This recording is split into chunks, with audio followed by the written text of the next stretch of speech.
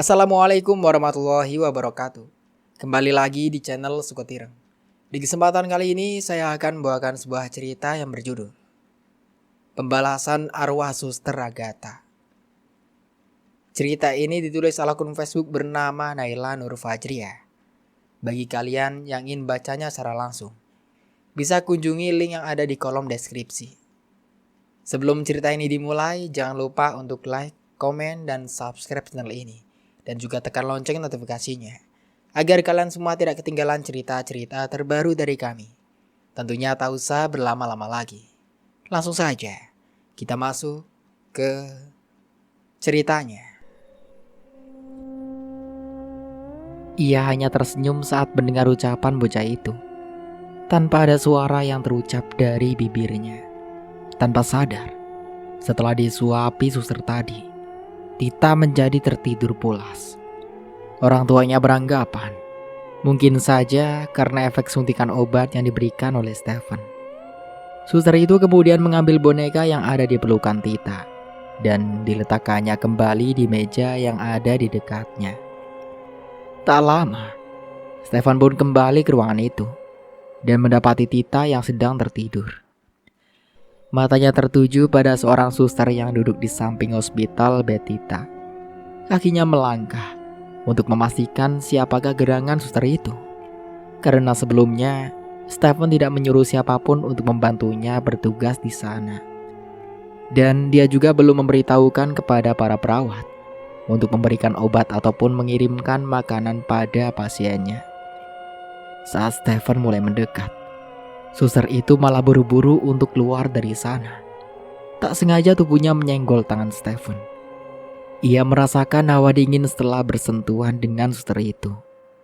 Untuk memastikannya, Stephen memutuskan untuk mengikutinya. Sebelum itu, ia mengecek dulu kondisi Tita. Setelah semuanya normal dan tak ada yang perlu dikhawatirkan, ia pun segera pamit kepada keluarga Tita untuk memeriksa pasien lainnya. Tak mau kehilangan jejak, Stephen pun sampai lupa meninggalkan boneka pemberian Zara yang ada di ruangan Tita. Bukan bermaksud apa-apa, namun gelagat suster itu sungguh aneh. Ia melihat perawat itu tiba-tiba masuk ke ruangan Clara. Tak mau berpikir panjang dan takut akan terjadi peristiwa seperti kemarin lagi, Stephen segera berlari untuk menyusul perawat misterius itu. Stephen berada tepat di depan ruangan Clara. Ia pun segera masuk untuk memastikan bahwa suster misterius itu tak berniat buruk kepada temannya.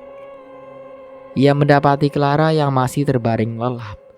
Matanya tak melihat siapapun yang berada di sana.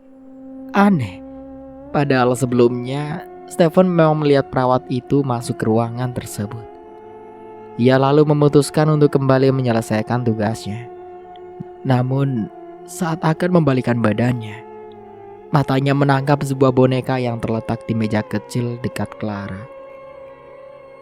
Loh, bukannya boneka tadi ada bersama Tita ya? Kok tiba-tiba ada di sini? Stephen merasakan ada yang aneh. Ia pun mengambil boneka tersebut, menatapnya sebentar lalu membawa boneka itu keluar lagi dari ruangan Clara. Sebelum melanjutkan tugasnya, ia meletakkan boneka itu ke ruang kerjanya.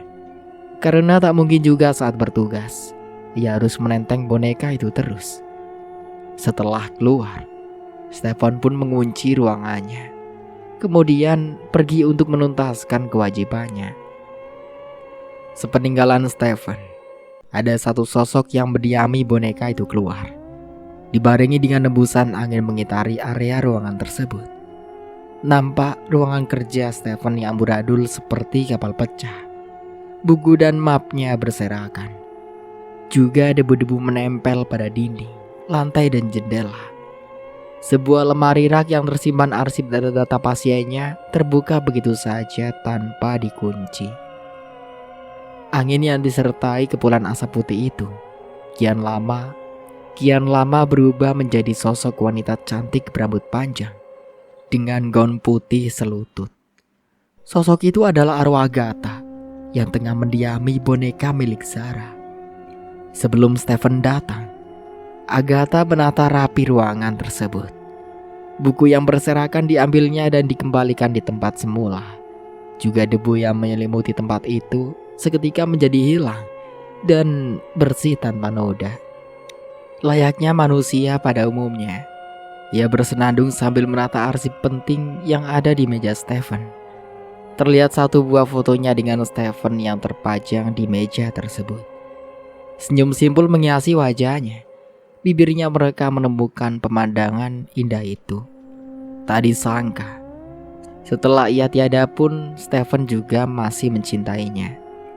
Agatha berpikir bahwa posisinya itu sudah digantikan oleh Clara. Sejenak, Agatha menyesal telah membuat keadaan Clara menjadi seperti sekarang. Akibat ambisi dendamnya, Clara harus menanggung semua rasa sakit ini. Namun hatinya berkata bahwa Clara sebenarnya juga mempunyai perasaan yang sama kepada Stephen. Ia bimbang, apakah harus merelakan kekasih yang dicintainya itu bersama dengan orang lain, sedangkan dirinya sendiri juga tak mampu lagi bisa bersanding dengan Stephen di pelaminan.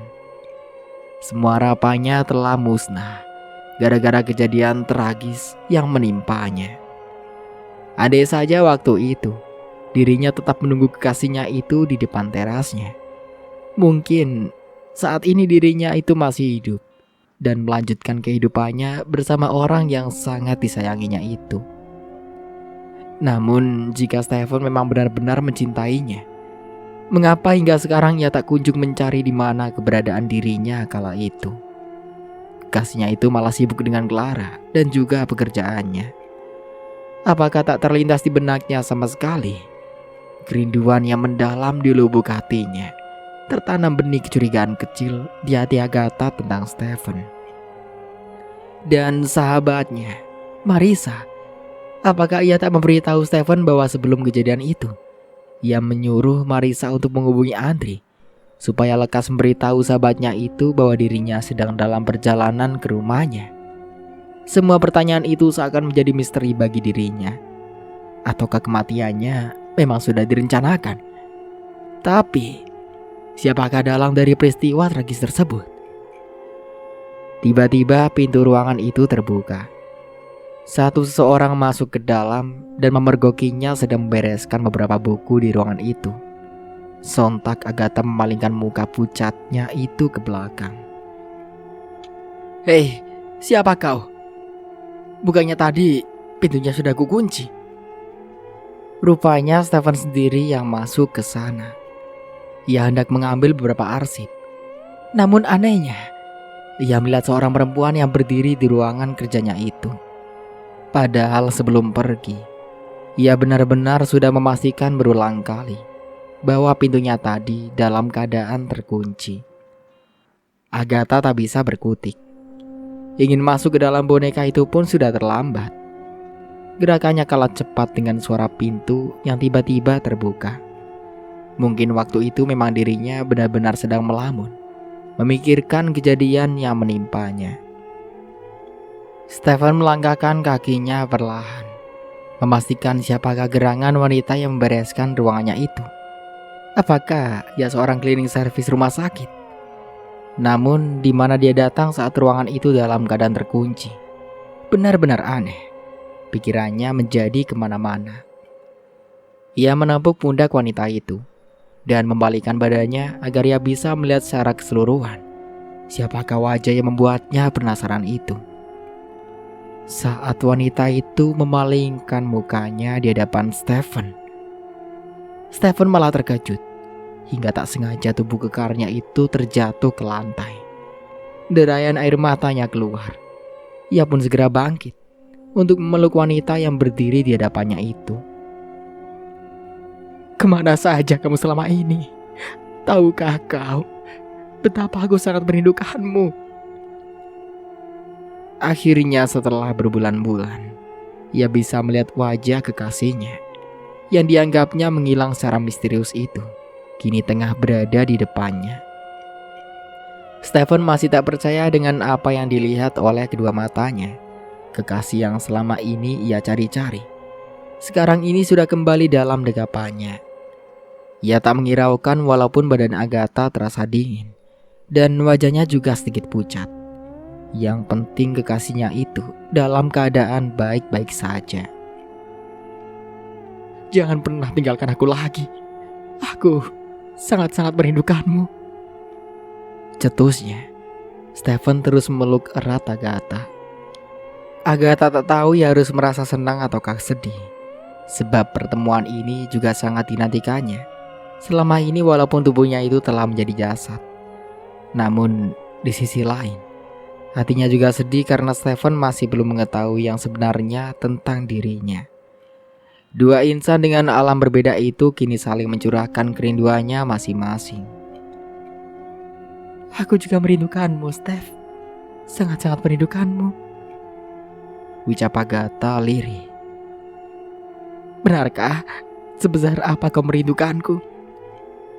Stephen mengetesnya. "Kau meragukanku?" tanyanya pada kekasihnya itu. "Ya, kan kita sudah lama tidak bertemu. Aku sempat berpikir jika kau meninggalkanku dan lebih memilih laki lain yang jauh lebih baik dariku," sahutnya. Ia menggandeng tangan Agatha, kemudian duduk di sofa dan memangkunya. Agatha melingkarkan tangannya ke leher Stephen. Mereka saling bertatapan mesra. Sesekali Stephen menyibak helaian rambut Agatha yang menutupi wajah cantiknya. "Oh ya, benarkah itu? Aku atau kau, Steph?" kelitnya. "Maksudmu?" balas Stephen. Ia tak tahu maksud dari ucapan kekasihnya. "Iya, siapa wanita yang bersamamu itu?" celetuknya lagi. "Oh, maksudmu Clara?" Agatha menganggukkan kepalanya. "Dia adalah teman masa kecilku. Kenapa? Apa kau cemburu dengannya?" Imbunya sambil menowel dagu kekasihnya. "Enggak, cuman memastikan saja. Emangnya salah ya?" gilanya. "Tidak begitu juga. Aku malah senang jika kau cemburu seperti ini," goda Stephen. "Ih, emang dasarnya kamu tuh ya yang kepedean." Agatha bangkit dari pangkuan Stephen. Ia malah memalingkan wajahnya ke jendela balkon ruangan itu. Stephen langsung berdiri dan mengambil Agatha yang sedang merajuk. Ia lalu memeluknya tubuh kekasihnya itu dari belakang. "Kalau begini, apakah kau masih marah padaku?" rayunya. Agatha tersenyum. Ia sangat menikmati momen indah itu. Karena hanya di waktu tertentu saja ia bisa menampakkan wujudnya itu ke hadapan Stephen. Dirinya sangat beruntung karena dipertemukan oleh Zara. Berkatnya, ia dan Stephen dapat berjumpa kembali, walaupun dengan keadaan dan situasi yang sangat berbeda. Seseorang tiba-tiba mengetuk pintu ruangannya. "Astaga, siapa lagi ini? Pasti si Andre. Keterlaluan banget emang temenku yang satu ini. Kedatangannya selalu mengganggu," dumelnya. "Sudah, sana, buka pintunya," suruh Agatha padanya. Tidak, biarkan saja. Aku masih ingin berlama-lama denganmu." Stephen semakin mengeratkan dekapannya pada kekasihnya itu. "Steph, apa kau di dalam?" ucap seorang dari luar. Tuh kan, aku bilang. Emang dasar ini anak. Awas kau ya." Ia mulai gregetan. Dengan muka sebalnya terpaksa ia harus membukakan pintu itu untuk temannya. "Apa?" ketusnya pada Andre. Kau ini galak sekali," balas Andre dengan mengernyitkan dahinya. "Kenapa? Ada perlu apa kau? Cepat katakan," ucapnya dengan nada tinggi. Terlihat Andre mulai celingukan memandangi ruangan Stephen yang sedikit terbuka. Apa sih? Kepo banget urusan orang. Kalau memang tak ada keperluan, kau sebaiknya pergi saja. Aku masih ada tugas yang harus kuselesaikan. Tugasnya? Ia kemudian melentangkan tangannya di saat Andre tiba-tiba hendak masuk ke dalam. Kau sedang bersama siapa? Siapa wanita di dalam ruanganmu itu? Andre menaikkan kedua alisnya sambil tersenyum mengejeknya. Tak sengaja, matanya tadi melihat perempuan berambut panjang di ruangan temannya itu. Namun, ia tak bisa melihat wajahnya karena posisi wanita itu membelakanginya. Steph, apa kau selingkuh? Bisiknya lirih ke telinga Stephen. Ngabur kau, sudah sana pergi, cecarnya pada Andre. Stephen kemudian buru-buru menutup pintunya, namun Andre menghalanginya dengan tangannya. Apalagi? Kesabarannya mulai habis. Oke. Aku kesini untuk mengambil kunci mobilmu. Katanya kau kemarin ingin memperbaiki mobilmu yang rusak. Jadi tidak? Cetusnya. Kebetulan di bawah ada karyawan dari servis langganan kita yang biasanya katanya mau ambil mobilmu hari ini.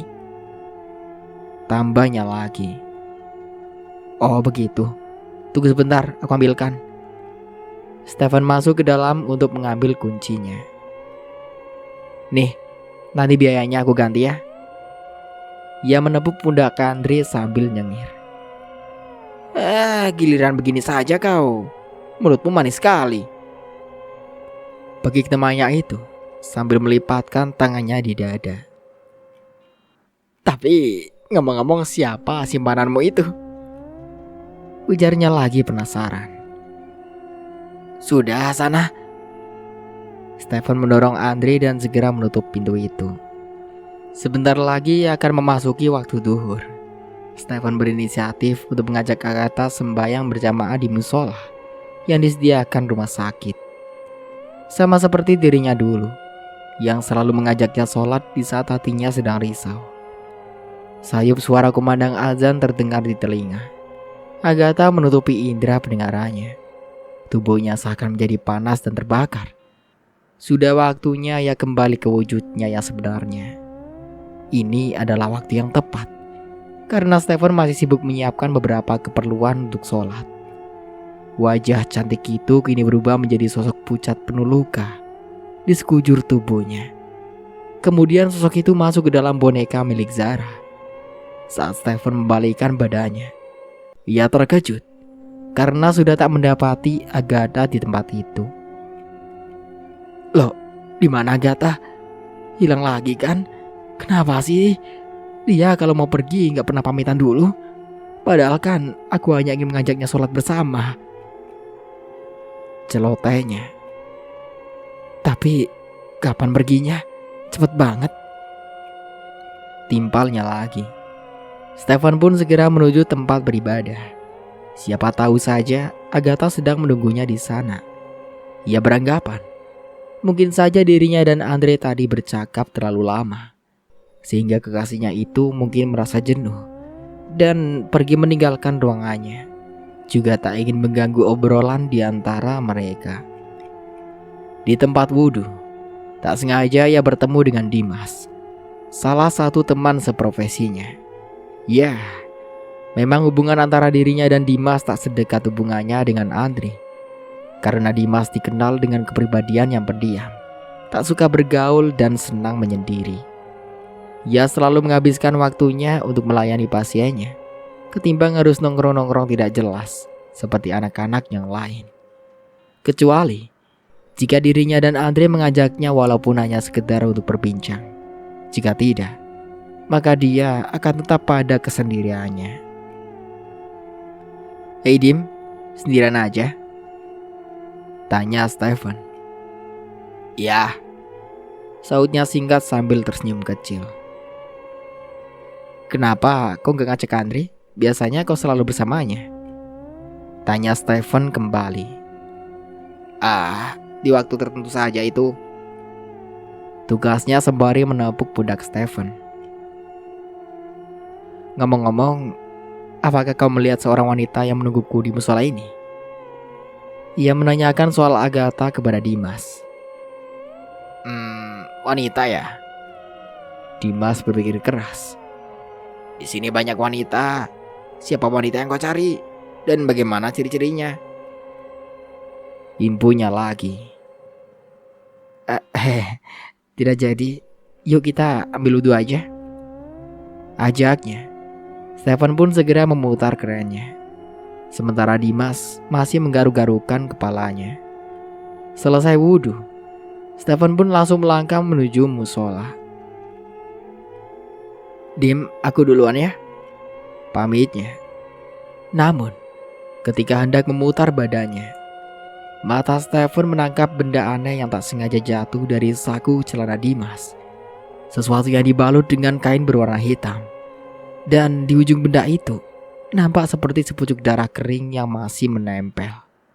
Stefan merasa penasaran. Ia pun beri siasat untuk mengambilnya.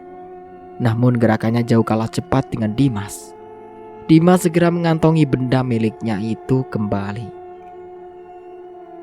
Apa itu, Dim? Tanya Stefan penasaran. Oh, ini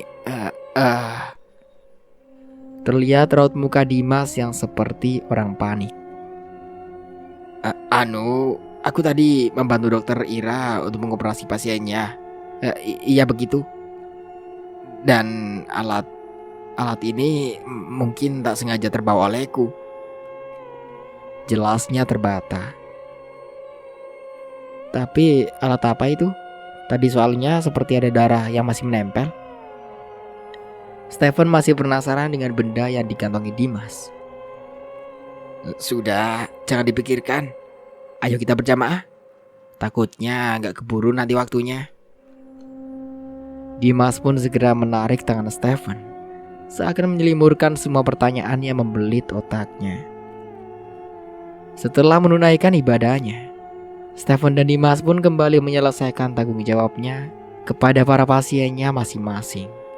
Sebelum itu, ia mencari keberadaan kekasihnya yang tiba-tiba menghilang secara misterius lagi. Ia tak mau kehilangan Agatha untuk yang kedua kalinya. Sambil terus melangkah, pikirannya masih tertuju pada benda mencurigakan yang dibawa oleh Dimas tadi. Jika memang dia baru selesai menjalankan operasinya, harusnya darah yang menempel pada benda itu tidak cepat mengering seperti yang dilihatnya tadi. Darah orang operasi itu masih segar, namun yang dilihatnya tadi seperti darah yang sudah mengering.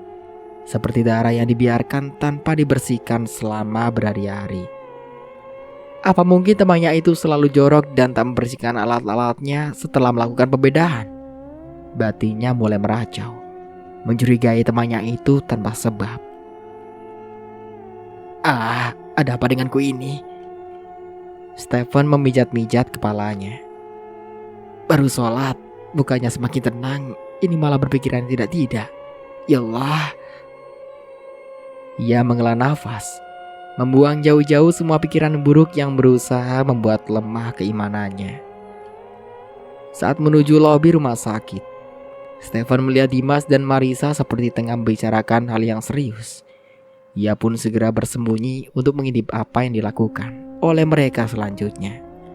Kemudian, matanya melihat Dimas sedang memberikan sesuatu yang berada di kantungnya itu kepada Marisa. Sesuatu dengan penutup berwarna hitam, sama persis yang dilihatnya di tempat wudhu tadi. Benda apakah itu sebenarnya?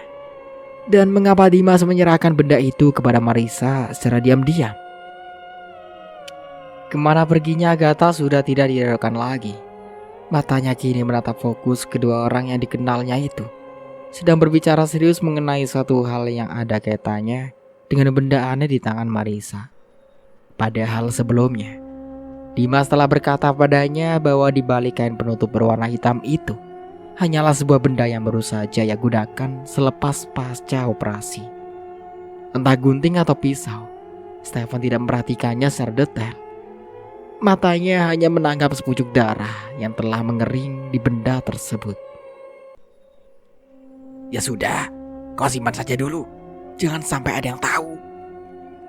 Samar telinga Stephen mendengar teman seprofesinya itu menyuruh agar Marisa saja yang menyimpan benda yang sebelumnya ada di genggamannya tadi.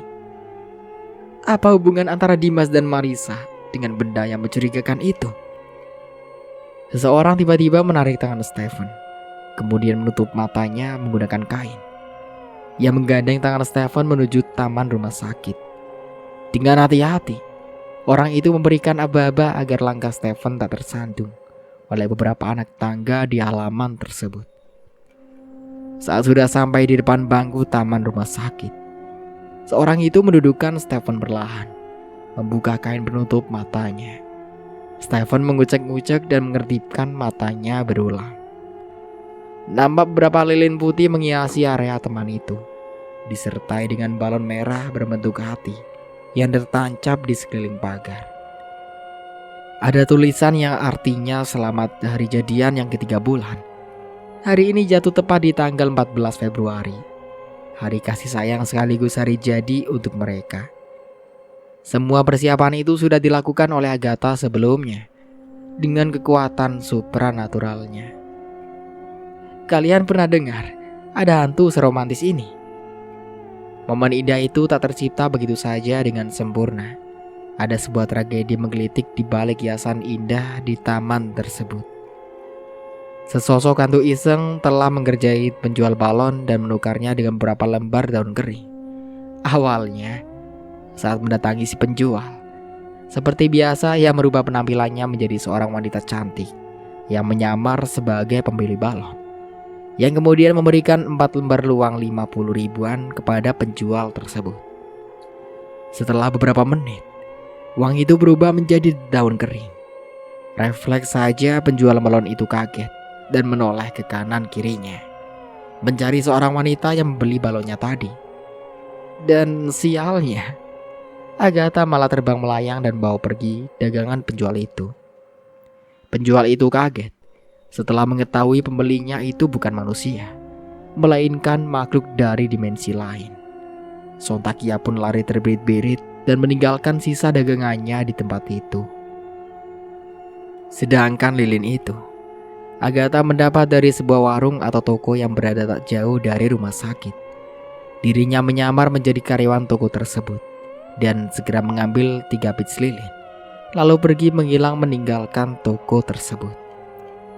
Sesekali ia tertawa mengingat tingkah konyolnya itu. Suaranya membuat Stephen merinding, serta bulu kuduknya menjadi meremang. "Ah, ketawamu itu loh kayak Kunti," cetusnya pada Agatha.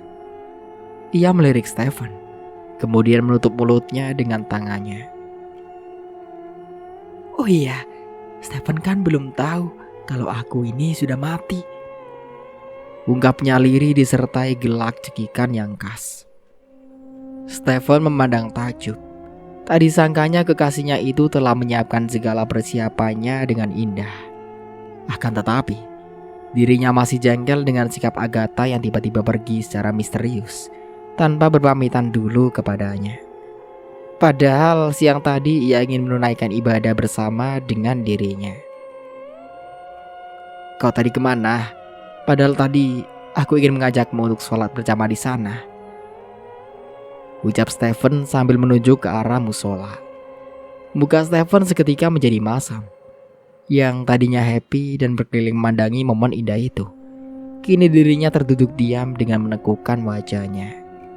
Agatha duduk di sampingnya, memegang tangannya dan berusaha mengembalikan semangatnya. "Kau marah pada aku?" Ia memalingkan muka Stephen ke hadapannya. Stephen hanya menggeleng. Wajahnya masih ditekuk tanpa senyuman. Agatha mempunyai inisiatif. Ia kemudian berdiri dan memegangi kedua telinganya. Tak lupa satu kakinya diangkat ke atas, layaknya seorang murid yang sedang dihukum oleh gurunya karena melakukan suatu kesalahan. Belum puas karena tak kunjung melihat garis senyum di bibir kekasihnya itu, Agatha mencoba jongkok, kemudian berdiri kembali, jongkok dan berdiri lagi. Begitu terus sampai Stephen mau memaafkannya. Stephen bangkit. Melihat usaha Agatha, ia pun menjadi tak tega. Lelaki berwajah rupawan itu pun menarik tubuh kekasihnya ke dalam pelukannya, membelai rambut indahnya, sesekali mengecup keningnya. "Jangan pernah mengulangi kesalahan yang sama lagi. Aku tak ingin kehilangan dirimu untuk yang kedua kalinya," tuturnya lembut. Ada perasaan bersalah yang menyelimuti hatinya. Bahwasanya dirinya itu telah membohongi kekasihnya atas hal yang sebenarnya terjadi padanya. Semua itu dilakukan karena ketidakikhlasannya untuk meninggalkan dunia ini. Juga kekuatan cintanya yang membuatnya bangkit untuk memberantas semua orang yang telah melecehkannya dan membunuhnya secara berantai. Tengah bergelut dengan emosi dan juga kehangatan dekapan Stephen, dirinya mencium bau dupa yang ditebarkan di area tersebut. Baunya sungguh menyengat, menusuk sampai ke hidung. Stephen menyudahi pelukannya. Ia terbatu karena tak sengaja menghirup asap dupa tersebut. Agatha mengira hanya dirinya saja yang mengendus bau khas itu. Ternyata kekasihnya pun juga sama. Di balik pagar taman itu, terlihat seorang ibu dengan perawakan agak gendut. Dan di sampingnya berdiri seorang bapak-bapak berpakaian aneh, dengan membawa dupa di tangannya. Rambutnya dibiarkan gondrong dan ada ikatan yang membelit kepalanya. Atasan dan bawahannya berwarna hitam pekat. Di jarinya tersemat beberapa batu akik yang cukup besar, lengkap dengan 4 buah taring macan yang dijadikannya kalung. Semua ciri pada bapak itu persis dengan seorang dukun atau paranormal yang sering kita jumpai di beberapa daerah. Sedangkan di tangan ibu itu terdapat paku yang sangat besar. Dan Agatha pun juga sudah mengetahui apa fungsi dari benda tersebut. Umumnya, paku itu biasa digunakan dukun untuk memangku kepala kuntilanak, yang kemudian kuntilanak itu bisa dijadikan budaknya dan menurut semua yang diperintahkannya. Orang mempercayai bahwa siapa saja yang berhasil menancapkan paku tersebut, maka kuntilanak itu bisa menjadi pengikutnya. Banyak yang beranggapan bahwa memelihara kuntilanak akan mendapatkan kekayaan yang berlimpah uang. Hartanya tak akan habis walaupun 7 turunan sekaligus. "Steph, kau tak apa?" Sambil menepuk-nepuk pundak kekasihnya, Stephen mengangguk. "Dari mana asap itu berasal?" Matanya mencari di sekitar sudut-sudut taman. Tapi semua itu dihalangi oleh Agatha. Dirinya tak ingin Stephen tahu bahwa ada seorang yang tengah mengincarnya dan memanfaatkannya demi kesenangan semata. Ia juga tak mau jika kekasihnya itu tahu bahwa dirinya sudah menjadi arwah gentayangan. Biarlah ini semua menjadi teka-teki atas kematiannya, sampai semua pembunuhnya benar-benar terungkap. Walau sekeras apapun Agatha berusaha, tetap saja netranya kini berhasil menangkap seorang wanita yang tengah berdiri di luar pagar taman rumah sakit. Seorang yang begitu dekat dengannya, dekat dengan keluarganya. Namun sorotan matanya sangatlah tajam kepada Agatha. "Tante Eva?" Stephen sangatlah terkejut melihat mama dari temannya itu berdiri di luaran pagar dengan seorang yang berpakaian layaknya paranormal. Dirinya tak mengerti apa yang tengah dilakukannya di sana.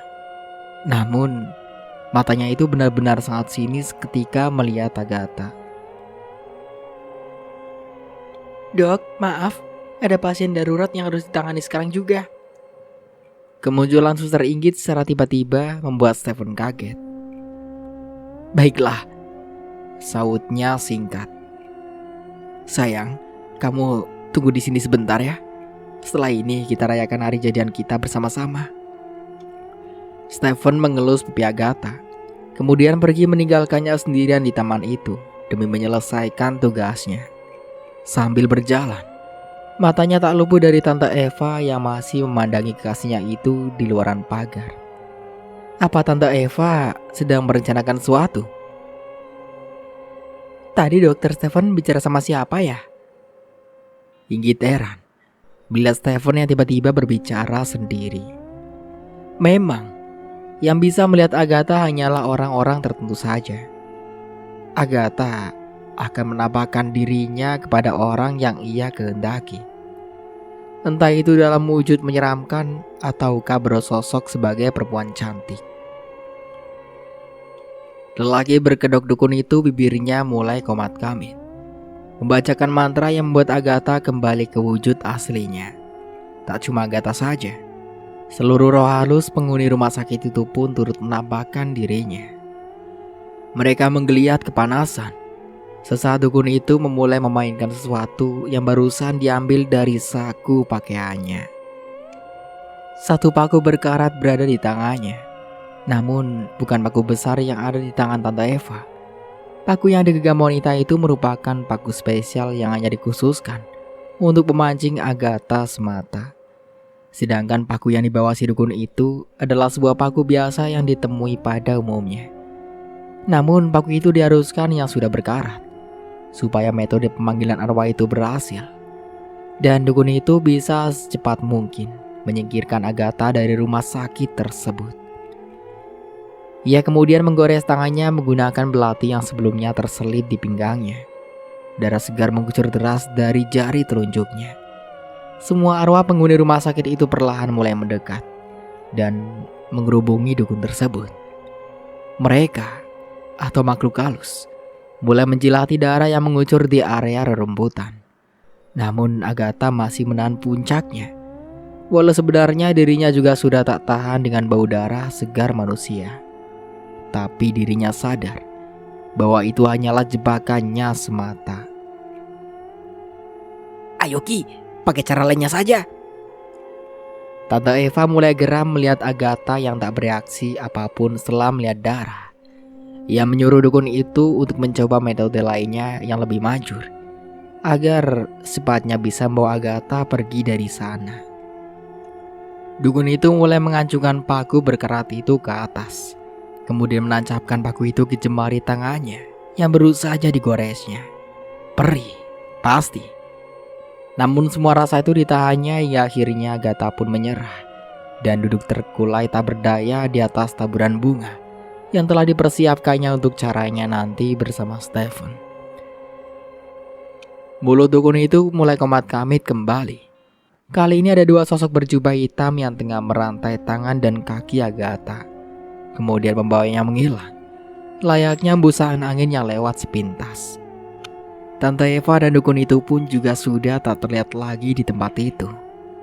Mereka juga menghilang secara misterius, bersama dengan sosok berjubah yang membawa tubuh Agatha tadi.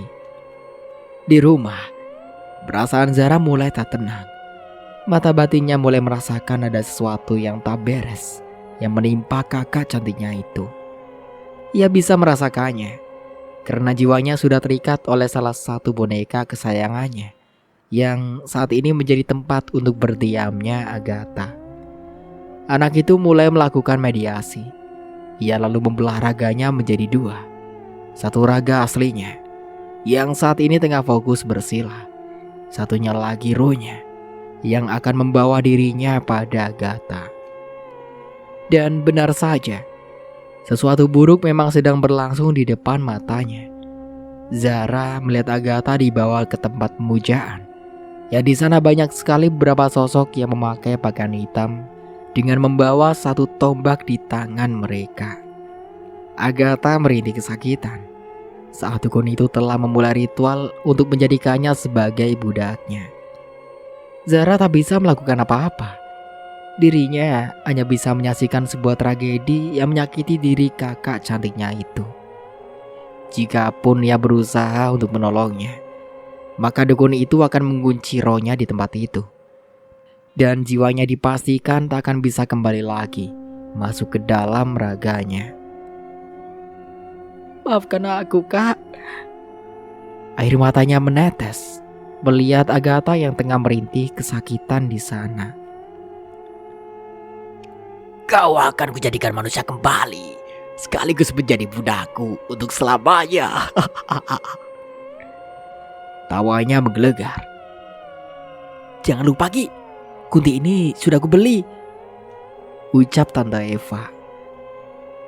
Aku sudah paham untuk hal itu, tapi sejatinya raganya adalah milikku untuk selamanya. kau sudah membayar mahal untuknya. Namun jika tugasnya telah selesai, maka kembalikan dia secepatnya padaku. Kau mengerti? Sentaknya, yang seketika membuat jantung Tante Eva seperti disambar petir. Untuk sementara aku cukupkan dulu ceritanya sampai di sini. Sampai jumpa kembali di part berikutnya. Saya Mang Dayun pamit undur diri. Kurang lebihnya mohon maaf. Wassalamualaikum warahmatullahi wabarakatuh.